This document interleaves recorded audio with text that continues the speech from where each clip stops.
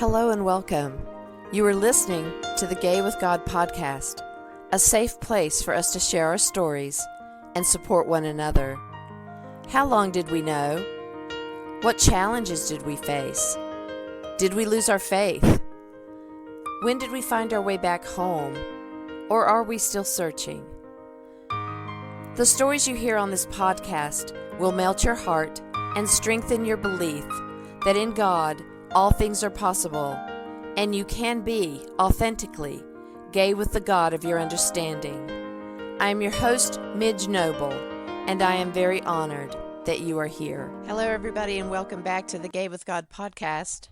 So we had just talked about being at peace with the monks and all the beauty that entailed, and how things happened during that day that were not peaceful, and yet I was able to hold that peace and get through some of the difficult times of that day and just allow myself to stay immersed in the peace.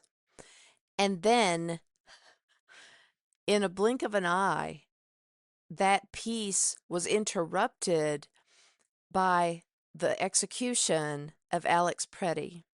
And I apologize if I'm saying his name wrong.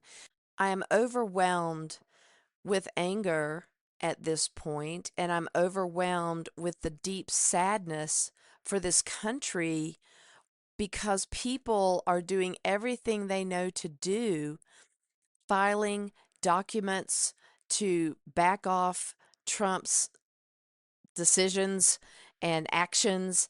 People are marching in sub-zero weather. They're calling them out.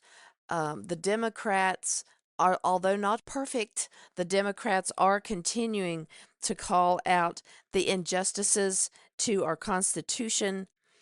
And yet, because Project 2025 had an excellent plan of destruction for this country, where years before they were infiltrating and placing in and getting people elected into positions of power, so that when we did try to get people to pay attention and to follow the rule of the Constitution, or to follow legal avenues, or to just stand up to executions and murders and kidnapping of children, people are able to be in those positions of power and are in those positions of power to shut things down, to stop things. We're pausing that. We're not going to listen to that right now. While basically I feel like we're in a big sink of dirty water and it just keeps being flushed down the drain. I know that sounds very depressing. And I think as a country, we are very depressed right now and we are hurting.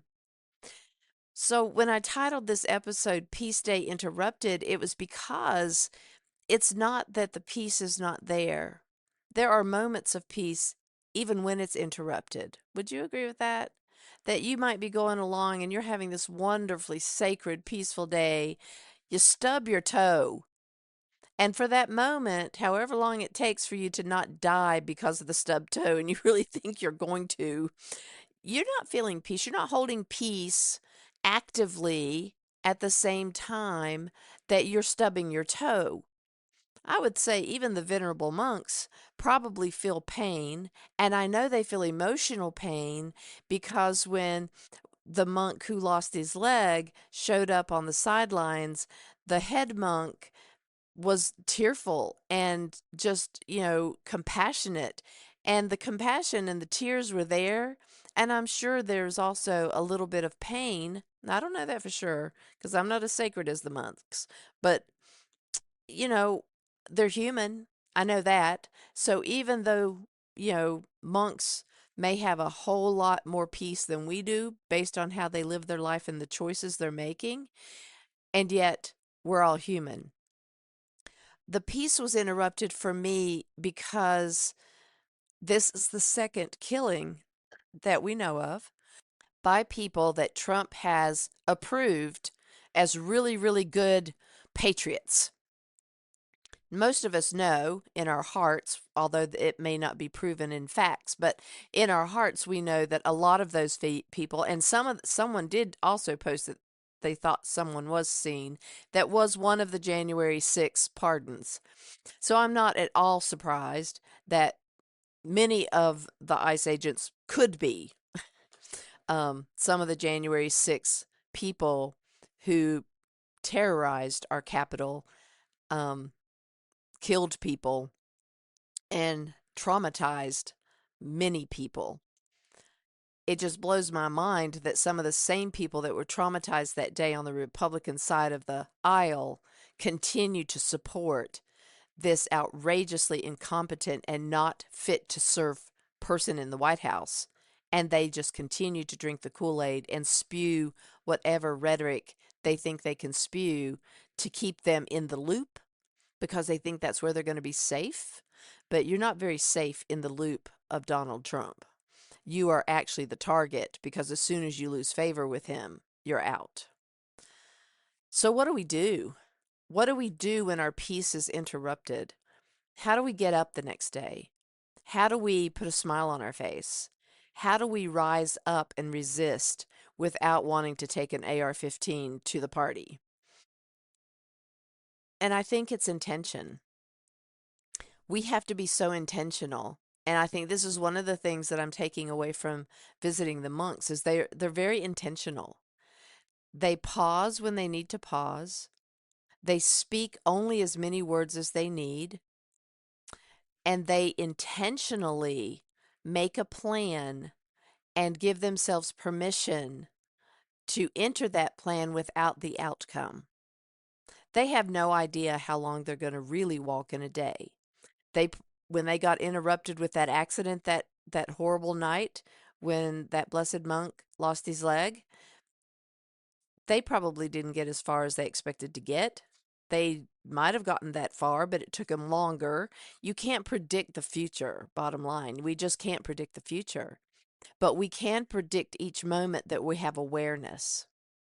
So when our peace is interrupted, we first need to have awareness that we've been interrupted because sometimes, we're in the moment and we're having a pain event or a deep grief event or something has happened and we have to stop everything we're doing and chaotically try to get something going, like if we have to call an ambulance or if we have to do something else. So there are times that our peace is interrupted and we are in survival mode and we have to not actually intentionally connect with peace. We have to do what we got to do. And I think that's where the country is right now, that we've probably, many of us, disconnected from peace because we feel like we have to put out every fire that the dumpster is giving us. And seriously, all these late night spews on Truth Social, every breaking news, everything that he does that is so outrageously insane and nobody's paying attention to him and stopping him, we're putting out 1,000 fires in a minute. And our brain is on overload and hypervigilance. So our intentionality is covered up with panic, fear, deep grief, and just, that constant hypervigilance. And it's hard to reconnect to the peace once it's interrupted. That's why it's so important to find those moments of stillness, whether it's first thing in the morning or right before you go to bed. The monks had talked about, turning off that phone an hour before you go to bed. And I think that's absolutely wise and sage advice because when you disconnect from all of the things that are interrupting you, that's when you get to decide whether or not you're going to pay attention to that thing or you're going to stay in a place of peace. So if we're getting up first thing in the morning and our intention is to connect to our peace, to invest in intentionality and mindfulness, then we set our day up to be something. When I was not in church, I read about Buddhism and I was looking at how they lived their lives and what they believed and how they did what they did. And I did get a prayer bead bracelet to use in my meditation times.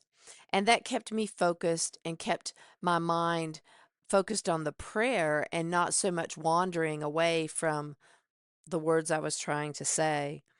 And I really loved that part of my life because it was intentional and it was a time to just be sacred without worrying about the entrapments of, God and abomination and all that. So that was a healing time for me to bridge from believing in the abomination that God puts on you.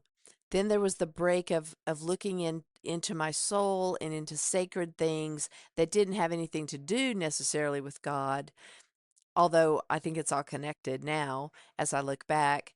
And then to re-enter a time of formal worship and still carry that sacred intentionality and mindfulness with me. Now, I'm not saying I am mindful every day or I'm intentional every minute. That's absolutely not true. However, I do embrace the moments when I reclaim it.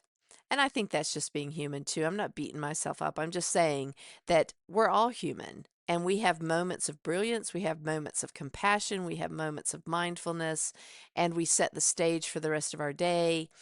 And sometimes we can hold that for hours.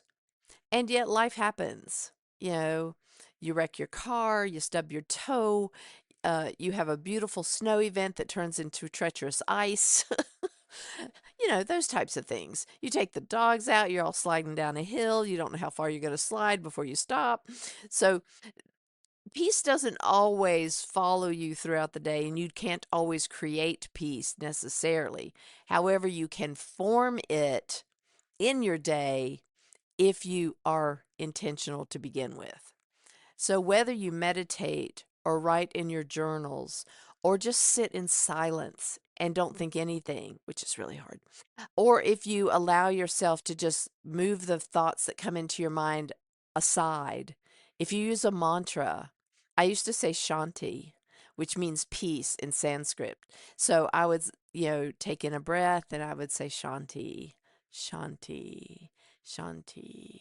And that kept that word peace in my mind. Now, I wasn't being quiet necessarily, but yet that's how I needed to start meditation, was to get myself into saying one sacred word that I could hold while I was not thinking about everything else in the world. So if you pray in the morning, if you read poems or whatever you do that brings you connected peace, that you've connected to it, you feel better when you're doing it, it leaves you feeling lighter and less burdened down with all of the chaos of the day. You have permission to take moments throughout the day to breathe and disconnect. And I know that and I've heard people tell me before that they will go to the bathroom because they're allowed to have bathroom breaks at work. They would go to the bathroom and they would meditate in the bathroom because that was the only time during their day that they weren't talking to somebody, helping somebody, doing a job. They had to go to the bathroom. Moms are great at that, by the way. Moms will go to the bathroom and lock the door behind them. Their kid may be pounding on it on the other side, but they've got that moment of just by myself in this room, even though there's somebody right on the other side of the door. Because we all need to do it. We have to disconnect. We have to disconnect from the chaos, and we have to reconnect with the gentle spirit inside of us. So whether you believe in the Buddhism philosophy, it's not a religion, don't anybody get freaked out, their philosophy that they follow, or if you believe in prayer through the Holy Spirit and Jesus and God, it's the same connection to the peace of all that is. When you're at peace, when you're feeling divine sacred love, don't worry what anybody calls it. This is your personal time to connect with the divine spirit that you identify with. And I hope that with all of this chaos, with the executions, with the extreme inappropriateness of this current regime, that you and I will come out the other side stronger, wiser, and more compassionate for all people. Because we know that gay people and our trans brothers and sisters, especially, have been targeted for a very, very long time, as have our Native American brothers and sisters, our African brothers and sisters, and all other brown-skinned people, we are not the only ones that have been targeted. We are one of the many ones who are targeted. And right now, it's the Minnesotians. And it's only because somebody in that town disagreed with Trump and held him accountable. And now look what they've done to this town. So we need to remember that we need to hold space and love for all of our brothers and sisters in this United States and in the countries like Greenland and Denmark and all other countries who are standing up to Trump for us and for themselves. We are not disconnected. We are connected in one mind and one body across the entire United Nations because there is a bully in the White House that's unhinged and needs to be held accountable. So let us please, with one mind and one body, visualize and imagine an appropriate removal and replacement that will hold up our Constitution and hold up the rules of law and order and do it in a sacred, peaceful way. Let us say their names: Renee Good, Alex Preddy, and hold space for all the ones who have been taken unlawfully and caged and separated from their mommies and daddies and their families. Thank you, everybody. I really, truly hope that you have a wonderful day and that you schedule, if you have to, schedule the peace that you deserve to bring back into your life. You can find links to follow me at empoweredmidge.podbean.com on the show page. There are links to my social media. There's also a link to have a free complimentary session with me.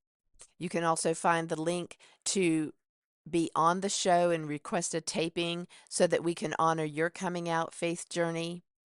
You can also find a link to buy my memoir, Gay with God, Reclaiming My Faith, Honoring My Story, and that's where you can get a signed copy. You can also get that memoir wherever you buy your books. You can also join my Faith Journey, which is an online Zoom group that I do every month, and we get together and talk about what's going on with our faith journey, what's going on in the world. It's a great supportive group that is there for each other, and you're welcome to join us. Just go to the Facebook group Gay with God, answer all the questions, and I really mean that, answer all the questions so that I can invite you inside, and then you can get the Zoom link in order to join that group each month. If you are listening to this podcast and are questioning whether you can be gay and be in a relationship with the God of your understanding, if you identify as LGBTQIA+, or not even sure if you're gay, God has always been within you. Even when you didn't know it, you have always been gay with God. Thank you, everybody. Stay tuned to see how you can join the Gay with God community. And as always, you are loved. I want to invite you to become a part of the Gay with God community. How can you do that? Stay connected by messaging me your thoughts and comments in the comment section under the downloads of the show on the Gay with God show page. Subscribe to this podcast wherever you listen and share so we can increase our community outreach and be a light to those who are struggling to claim their faith. Consider being a sponsor so I can highlight your service in our community. We are all worthy of respect and a relationship with the God of our understanding. I want to thank you in advance for supporting this podcast. Together, we as a community will keep this show visible and our community stronger. Deep gratitude to my friend Tim McClendon of Tim McClendon Music for allowing me to use an excerpt from Interlude 4, a song found on his CD entitled Sundance.